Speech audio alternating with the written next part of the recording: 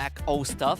It's just they never left, right? For example, the Arlet, for example, is a very good showing of a hero that has always been there.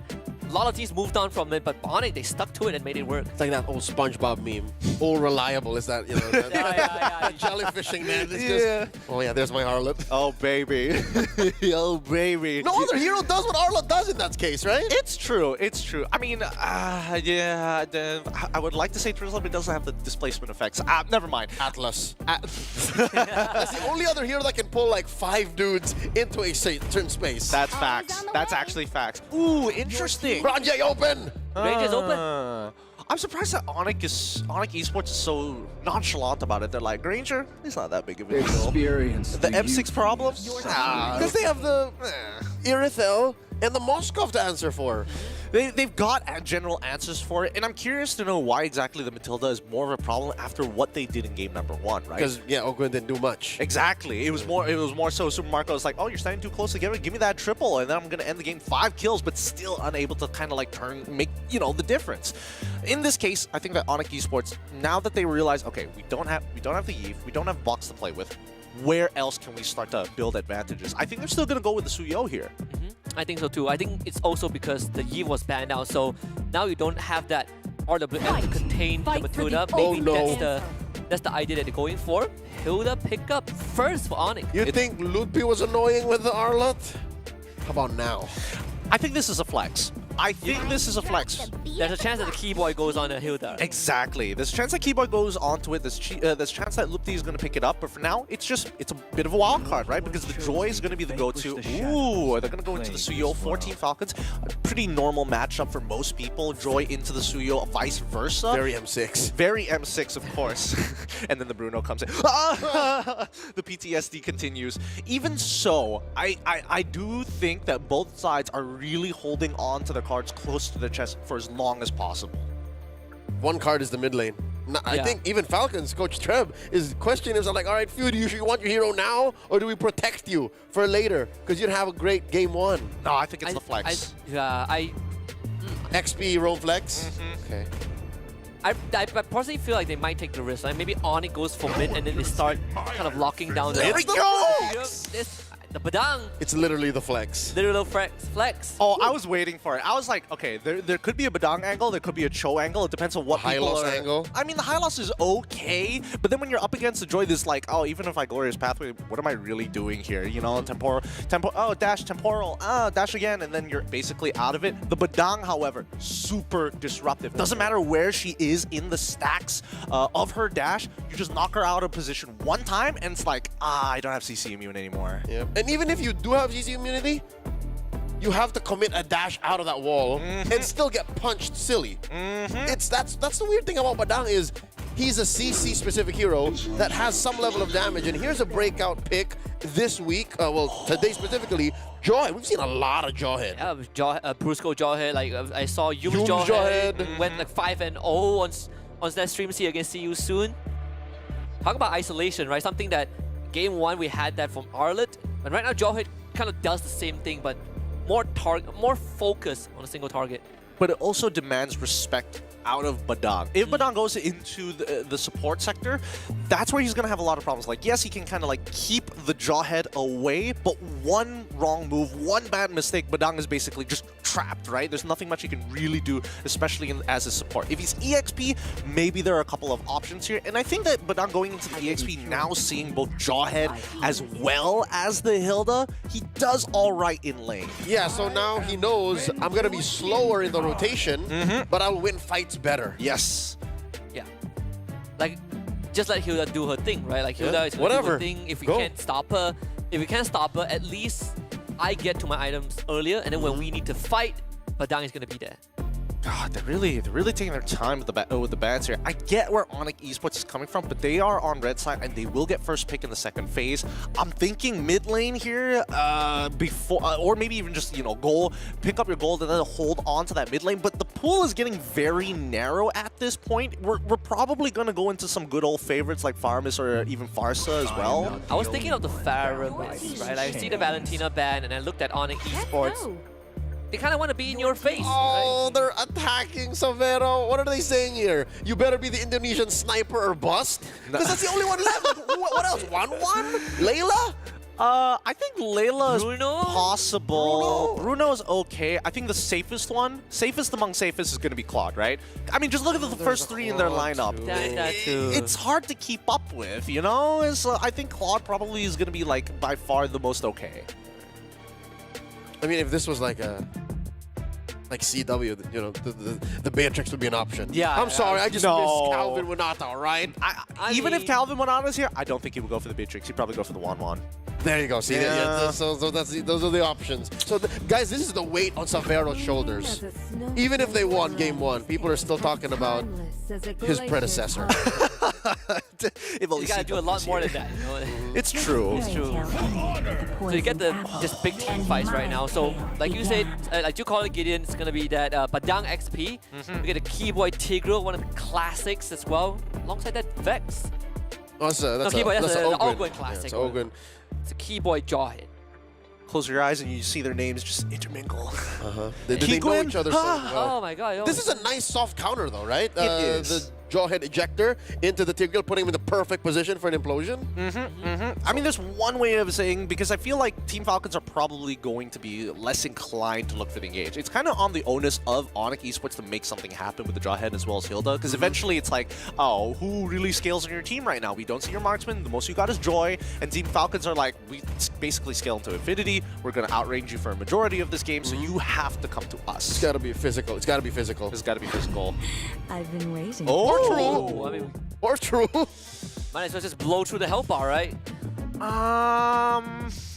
Is this the way to go, though? I mean, the light wheel there has been like a small hot patch here to get more higher tick rate. A little buff. It's a little buff, Yeah. but it doesn't really save the hero for her major issue, which is she can't like really get close anytime soon. I think the most is just to say, Tigreal, stop. Don't be a bad boy. That's that's the one hero that the carry preys on from Falcon's lineup. Because even the Badang, sure you can kite him, sure you can like find a way to have him feint his ult, catch him, dash away, and then let rip. But I don't think that's easy to do. That's a lot of mechanics in just one engagement.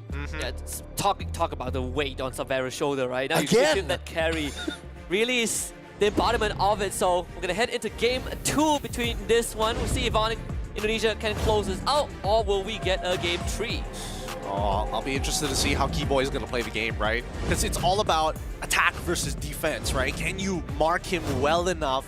Will he cause too many distractions? Will he keep Team Falcons on their toes? Or is he not going to make any impact whatsoever? It's time to get into this game here. It's going to be Team Falcons on the blue side up against Onic Esports on the red. And it looks like it's going to be a fast jungle clear for Onic Esports with the help of the Jawhead and the smart missiles. Amazing crossover jungling from both sides. Real quick look at the emblems here. Little Wanderer scored by Kyle Teasy. So that is the map slowly edging more towards Team Falcons.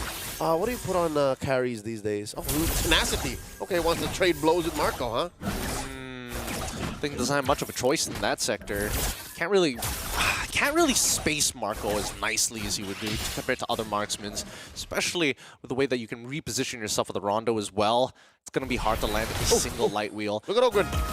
Oh, he's in trouble. That's it. First blood drawn by Onic. Interesting. So yeah, again, this is the main issue that we're going to be seeing throughout the game. They're going to be looking towards, hey, where is Keyboy going to go? And they have to make a hard read. And if somebody's caught off guard, Onic can really use that attention, that resource of attention to punish their opponents. Kyle Teasy pulling the surge fast enough to avoid getting ejected into oblivion.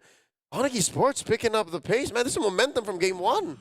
Well, let's see how long the momentum is going to last, right? Because now that Team Falcons are aware that Onic Esports understands what they're doing with this Jawhead, they need to really start taking their time and follow back to the fundamentals, right? Check every single one of these bushes. Give up this first turtle. No point fighting it at this point in time. The most we can do is just threaten it. All right. Onic Esports, quick, major objective, lower quarter. immediately picking up the pace. It's a much cleaner game compared to game 1 for Onic. Yeah, look at this. Even Onic, we've got Lippy just double-checking the jungle just to ensure where Kyle TZ is on the map and where in his rotational path, his jungle clear he's going to be in. And as soon as Keyboy hits level 4, I want to see whether it's going to adjust how fast Onic Esports is going to play, or are they just going to keep it up of, okay, Severo, pick up double waves, let's keep on with a Kyrie train here, package him well, and then ship him off into the Falcon Esports' backline. Yeah, but that's something we did not talk much about in the draft is Onic Esports, the lineup they have is even if you're not getting anything, like no big major fights, you're still doing something. Oh, yeah. You're leading up to something. You scale so good in the gold lane, and you're farming out of your mind in the jungle. The rest are just utility towards that. Right now, so far so good for Kyle, at least. Level 6 to level 6, despite getting that early clear coming in from Kyrie. With the help of Keyboy, Super Marco currently the top of the gold leaderboard, which is good to see. So Team Falcons are keeping up with Onic despite the first blood being given over. Now, unfortunately, it's going to come down to a point where Flap needs to get that first item, Thunderbelt, down as soon as possible and make an impact in one of these two next turtle fights. Yeah, it's going to be hard because Lutpi is breathing down his neck. Look, he has to struggle to kick him out of his side of the map. Stay back! Get out of here! I need my farm. And there it is. All right, it's coming underneath the turret. We're looking at the mini-map, folks. In mid, I'd say Oakwood and Few are playing a little more cautious. Oh, for sure. They're afraid of like the repercussions of a wild ejector. Because here's the problem, right? If you get, as much as you want to threaten Sansa's position, you don't know if Keyboy is going to show up, or worse yet, Kyrie. Exactly. And if Kyrie picks up that kill and continues to snowball off of that, it's so much worse compared to giving the kill over to Sans. That's right. Might end up with another lightning round, the same way that first game in the series lasted just 13 minutes. All right, second turtle spawning. Upper quarter, still a better position for Falcons for sure now. You do have Kyle TZ grabbing his buff and then propping up. And oh, no! For the implosion. Does commit the flicker as well. Major L for Team Falcons approaching this major objective. Oh, no. That's just pain. And Severo's going to get a double wave on top of that. It's, well, they might recover here. Quick knock-up, Keyboy goes down, and the ultimate on Sans, no one home. Few goes down, Severo gets a kill 1-for-1. So far, so good here. Onic Esports making the most of that fumble. Team Falcons are not so sure if they want to take this. I don't know. It's actually looking kind of good here. I mean, they've kind of... Onic has dissipated. They've given up on this turtle. They're like, whatever, we don't need that anymore. Ogwen, despite making the initial mistake, kind of made up for it. But oh, yeah. For sure. Severo goes down. Oh, eating a face full of fists and lead. You were saying? Yeah, I don't think he was expecting Badang to be in that position, hoping that he would go back into the lane after Luffy went for the initial fake. They will be able to take this turtle as Kyrie is halfway across the world, won't be able to catch up in time, no way to slow it down. Oh, that's a fist crack coming in, taking down Lutpi. All right, interesting. Onic Esports grabbing nothing on the map, trading out for that turtle, and now Team Falcons collapsing onto this orange buff. So far, so good. Okay. The flicker ejector by Keyboy. No one home. Quick knock-up. Down goes the robot and the little girl inside him. I hope teams remember that they can call a pause if they're lagging. Like, what is happening? Both sides. Both sides. It has occurred to both sides. Like, it was a little awkward. It's not the smoothest combinations we've seen from either or. Funnily enough, both coming in from the roam position. Yep, and both of them in that spot. Hot zone. Uh-oh, Severo gets caught out. That's 3 members of Falcon collapsing onto him. Marco gets another. This would be a good time to build a Sky Piercer, which he does have. Beautiful, beautiful stuff. But he's still going to go with his traditional, what he did in the previous game. He went for Malefic Roar and then goes for the Sky Piercer, all the while holding a Fury Hammer. And then he's on his way to a Hunter Strike now. Like, Gideon, look at this. I'm still doing it. I refuse to build tier 2 boots. I'll only do it 4th item. Oh, you're crazy. There you go. He's number 1 on the net gold worth here, 5,700. Kyrie coming up at 1,000 down. I think this is what Falcon wanted since game 1 anyways. Like, whatever we're seeing now is what they wanted to do in the game prior. Yep. And they're making it work this time around, and they're making it work well. 2.6k gold lead for the side of Team Falcons. At this point, Onic Esports, it's a little hard to kind of refine that momentum, especially since they've lost a lot of their positions, right? 2 turrets down, mid turrets still available, so at least they have their safe passage, their lighthouse they can always fall back to. But even so, you can see how much coverage over the river Team Falcons actually have. Yep. Quick crossover by Ogwin using that surge in the river to reposition. Post up, he does have a flicker. And this could be anybody's turtle. I think this is a bigger chance for Falcons now that Ogwin can redeem himself. I don't know. I feel like good guy Ogwin, he's redeemed it. Oh! Implosion on the one. Kyle Deasy gets a turtle. Big damage. Big shields. Keeping Falcons well topped up. And now they're going to punch. Knock out Loot P. Marco gets another. He pays with interest every time Ogwin finds it. I think they've kind of figured out the recipe. They realize, hey, there's only one person in Onic who can really engage, and Kyrie doesn't have a lead, so it's got to be Keyboy. And this is the worst position you can be in as a Jawhead, in a reactive defensive position. And now even Kyrie can't get to his buffs, can't get to his camps. Look at that, though. Look at Savero working so hard. He pushed in top lane tier 1. Oh, it's all looking good for Onic Esports here. Especially after game number 1, we were hoping for so much more. But this time, Team Falcons really let go of the weights. In terms of the item build, we're seeing full tank coming down from Keyboy. He's not doing anything cheeky. He's not even going for Thunderbell at this point. He could build into it if he wanted to. And even so, Kyrie still hasn't gotten that Holy Crystal just yet. Very expensive item. He's on his way, but will it pay dividends when they get to that point, you know? Because Team Falcons are literally breathing down their neck. Super Marco, he can stand in front of you now with the RGM. Interesting. Rose Gold purchase coming in from Super Marco as well. Wants to make sure that he can at least survive against Kyrie if it does come down to it. Well, not sure if that's going to be enough, but hopefully that lifeline makes a difference because he does have Flicker just in case. He can just like use the shield, get the vamp, and then survive. Man, now and then go again. Yeah, and now he finally finishes his T2 boots. After 5th item T2. He's doing it for you, man. Something tells me he's like, get in. I don't need the extra movement speed. I'm just that good. All right, about 5 bags up. Falcons are 7-2. Onic Esports haven't crossed the river in like a minute now. They haven't. I mean, there's no point to do so, right? It's difficult, especially when your side lanes haven't been able to get as much pressure as they want to. And not to mention, Keyboy has just been eating it. Just eating fists, eating shields every single time. Eating Tigreal's shield even. Oh. And Few is in a much better place because he has a hard stopper in Ogwin, someone to actually peel. And all this while we were talking, Team Falcons scores a major objective. Quick take on the Lord. Yeah, I think it's going to get even rougher for Onic Esports because I don't even think their high ground is that great as well. They needed that initial snowball to get rolling. After the first 3 turtles, they should be able to kind of cash out on the very first Lord. But since they completely missed that timing, I think that Team Falcons will now take full control over the game. Oh, man.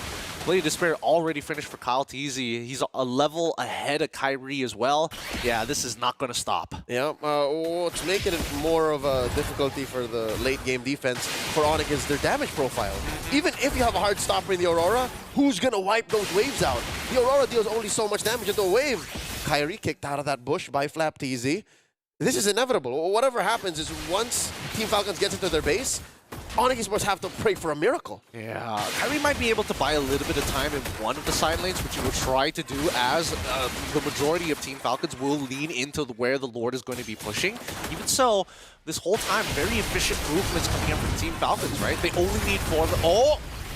Implosion onto 2 and the knock-up and the collapse. EG into all of them. Down goes Lutfi. Ogwin, though, does pay the price. 1 for 1 so far the trade. Keyboy follows through. The frontliners have fallen. Onic Esports suffers a loss in mid. Suffers a loss next in bottom. Those are massive waves falling through. Oh, disgusting. And they want to keep going forward. It's fly. Oh, finds it. Super Marco is able to take Savero down as Kyrie takes out Super Marco. But without the rest of his team, this crystal will fall and Team Falcons take to equalize the game. We're going all the way, folks. This M5 rematch ain't going out without a fight. 1-1. Balance as all things should be. Just like good old Thanos said, we have achieved equilibrium in this best of 3. Falcons ain't going down without a fight, that's for sure. Not up against the Sky Kings, but this one is a completely different story. Just like game 1, but a different team dominates. making sure that they didn't make the same mistakes, right? They've corrected their mistakes in draft. They've also corrected their mistakes in game. All right, big